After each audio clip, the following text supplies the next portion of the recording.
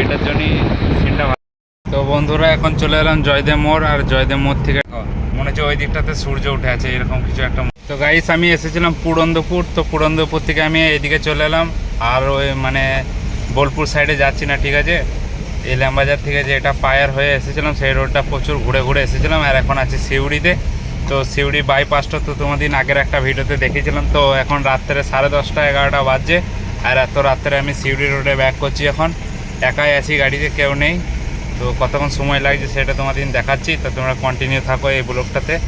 আর একটা গাড়ি আমি দেখতে পেলাম 18 চাকা, তো এমডি সাইদুল যেটা আছে 18 চাকা টেলার ভারত বেঞ্চ চালায়, সেই গাড়িটা আমি দেখলাম, তো সেটাও তোমাদের দেখাচ্ছি, তো তোমরা সাথে থাকো। প্রচুর জাম আছে, ওই লাইনটা দেখো সব লাইন দিয়ে যাচ্ছে, আর এদিকে আমাদের একটা গাড়ি যাচ্ছে ছোট গাড়ি এই লাইনে, এটা সিউড়ি ভিতর দিকে ঢুকবে, ওই জন্যই লং সাইডে নিয়েছে। মানে এইদিকে লাইট নেই, যে রোডটা দেখতে পাবে, রোডে মানে গাড়িটা দেখতে পাচ্ছ খালি, বাকিগুলো কিছু দেখা যাবে না। রোডটা এত খারাপ, খালি বাইপাসটা খারাপ। তো সিউড়ি বাইপাসটা যে যতদিন না চালু হবে ততদিন এইরকম ডিস্টার্ব হতে থাকবে। তো এইখানটা খাল গচ্ছাগুলো একটু দেখে চালাতে হবে, কেন গাড়ির এমনিতেই সাসপেন্সারের ডিস্টার্ব আছে। তো আবার যদি খালে পড়ে কিছু ডিস্টার্ব হয়ে যায় তাহলে তো সমস্যা হবে। তো আর কদিন ধরে কোনো ভিডিও আসে নেই, এই জন্যই মোবাইলটা ডিস্টার্ব ছিল। তো আবার কন্টিনিউ ভিডিও আসবে, তোমরা সাথে থাকবে। তো চলো এইখানটা পার করি, তারপর দেখাচ্ছি তোমাদের। এটা মিনি স্টিল পার করছে, আর দেখতে পাচ্ছ রোডে কিছু দেখা যাচ্ছে না, খালি লাইট। এই সামনে আমার সামনে একটা 18 চাকা টিলার যাচ্ছে, আর এই যে ইন্ডিয়া অয়েল পেট্রোল পাম্প রয়েছে বাঁ সাইডে। তো এমডি সাইদুলের যে গাড়িটা দেখাবো ভাবছিলাম দাদার গাড়িটা, তো পেছনে রয়েছে, ওই পেছনে একটা গাড়ি আসছে, ওইটাই আছে, কিন্তু পেছনে পেছনে লোড গাড়ি, ওই জন্য আস্তে আস্তে আসছে, আমি সামনে যাচ্ছি। চেষ্টা করবো তোমাদের দেখাবার, তো তোমরা কন্টিনিউ থাকো। আর এখন সিউড়ি মিনি স্টিল পার করছি, এই দেখতে পাচ্ছ পেট্রোল দেখতে পাচ্ছ কত ট্রাক পার হচ্ছে। তো রাস্তা অনেকটা খারাপ ছিল, এখন মোটামুটি ঠিক আছে। আর দেখতে পাচ্ছ গাড়িতে কেউ নেই, পেছন দিকটা দেখাচ্ছি তোমাদেরকে। তো এত রাত্রে আমি একাই যাচ্ছি, ব্যাক করছি, আর সিউড়ির পার করে চলে এসেছি, এখন কচুজোরের কাছাকাছি ঢুকছি। এখান থেকে বেশি সময় লাগবে না, ওই দিকটাতে টাইম লাগলো, প্রচুর টাইম লাগলো, এই দিকটাতে টাইম কম লাগবে। তো এখন সদাইপুরের পেছনে আছি, মানে কচুজোরের কাছাকাছি আছি, ঠিক আছে। আর এই জায়গাটা তোমাদের একটা জিনিস দেখাবো বলে আমি ক্যামেরাটা অন করলাম। তো এমডি সাইদুলের সাথে দেখা করব ভাবছিলাম, কিন্তু অনেক লেট হয়ে যাচ্ছে আমার বাড়ি যেতে, আর দাদার গাড়ি লোড আছে হয়তো, ওই জন্য খুব আস্তে আসছে, তো পেছনে পড়ে গেল, তাই আমি আর অপেক্ষা না করে চলে গেলাম। আবার অন্য কোনো দিন দেখা করার চেষ্টা করবো, আর তোমাদের দেখাবো। তো এখন সামনে একটা জিনিস দেখাচ্ছি, দেখো মেঘের ভিউটা দেখে বুঝতে পারছো তোমরা। মানে একদিকটা এত মেঘ আছে, এত রাত্রেও মেঘটা ফুটে উঠেছে। আর এইখানে যে বক্কসর কারখানার সাইডে আছি আমরা, তো ওইখানে মানে পুরো সূর্য মানে দিনের বেলার মতন সিন লাগছে, তো সেটা দেখাচ্ছি তোমাদের। মনে হচ্ছে ওই দিকটাতে সূর্য উঠে আছে এরকম কিছু একটা মনে হচ্ছে, দিনের বেলার মতো ফিল উঠছে।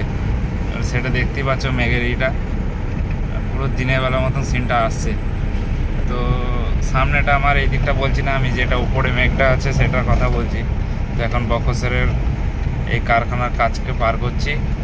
তো এইখান থেকে আর বেশিক্ষণ লাগবে না দুরাজপুর যেতে, এখান থেকে 15 মিনিট লাগবে। তো ওইখান থেকে আমার বাড়ি বেশি দূর নয়, সেটাও দেখাচ্ছি তোমাদেরকে। যে কারখানার মেঘটা আছে, এই মেঘ ধোঁয়াটার জন্যে দিনের বেলা মতন লাগছিল সিনটা, সেটা তোমরা লক্ষ্য করছো। এই ধোঁয়াটার জন্য আমরা দিনের বেলা মতন উজ্জ্বল লাগছে।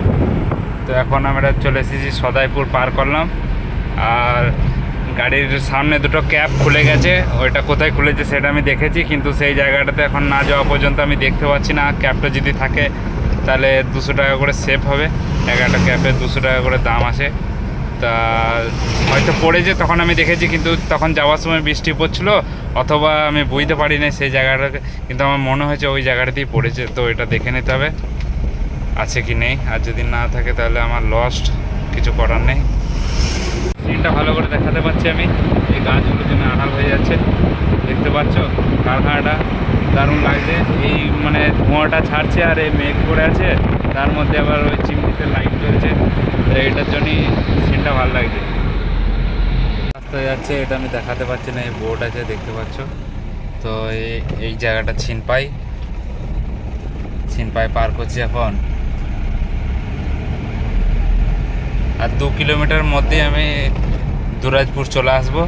আর দুরাজপুর থেকে আমার বাড়ি প্রায় 30-35 কিলোমিটার। 35 কিলোমিটার মোটামুটি 45 মিনিট টাইম লাগবে। তাও টাইমটা লাগবে না, রাস্তা এখন ঠিক আছে। আগে রাস্তা প্রচুর খারাপ ছিল, তখন টাইম লাগতো। এখন তো টাইম লাগার কোনো কথাই নাই। তো দেখি কতক্ষণ সময় লাগছে। আমার সামনে টাটা প্লাস ভলভো যাচ্ছে, দেখতে পাচ্ছ। তো এখন দুরাজপুরে আছি। আর এই যে হোটেলগুলো আর সব দেখতে পাচ্ছ, এইদিকে এদিকে কাটা আছে, ওয়েট করা হয় গাড়ি। আর এই যে একটা হোটেল আছে, ধাবা। ডান দিকে একটা রাস্তা কেটে যাচ্ছে, এটা পাণ্ডবেশ্বর হয়ে চলে যাচ্ছে তোমার রানীগঞ্জ, বাঁকুড়া যাচ্ছে এটা। এই যে মুখে একটা কাটবে এইদিকে, ডান দিকে চলে যাবে। এটাও একটা মেন লাইন বটে। এটাতে যত বড় গাড়ি আছে সব এদিকে বেরোয়, রানীগঞ্জ বাঁকুড়া যত মাল যায় সব এদিকে চলে যায়। এই রাস্তাটা শর্ট হয় এটা। আর আমি চলে যাব দুর্গাপুর, এই বাঁ সাইডে ইলামবাজার রোড। তো বন্ধুরা এখন চলে এলাম জয়দেব মোড়। আর জয়দেব মোড় থেকে ডান দিকে চলে যাব জয়দেব দিকে, মানে জয়দেব ঘাট দিকে, ঠিক আছে। আর এই হলো জয়দেব মোড়। দিনের হলে সিনটা ভালো দেখানো যেত, খালি লাইট আর রোডটা দেখতে পাচ্ছ, কিছু করার নেই। আর নামাও যাচ্ছে না, টাইমও হয়ে গেছে, অনেক রাত হয়ে গেছে এখন। তো এখান থেকে ঘুরে যাব ডান দিকে যাও। আর এই রোডটা তো অনেক আগে দেখিয়েছি তোমাদের ফার্স্ট পাড়ায় নেক্সট ভিডিওতে। তো ভিডিওটা বেশি বড় না করে এখানে এন্ড করলাম। তো ভিডিওটা যদি ভালো লেগে থাকে লাইক কমেন্ট শেয়ার করো। তো চলো দেখা হচ্ছে নতুন কোনো ভিডিওতে। টাটা।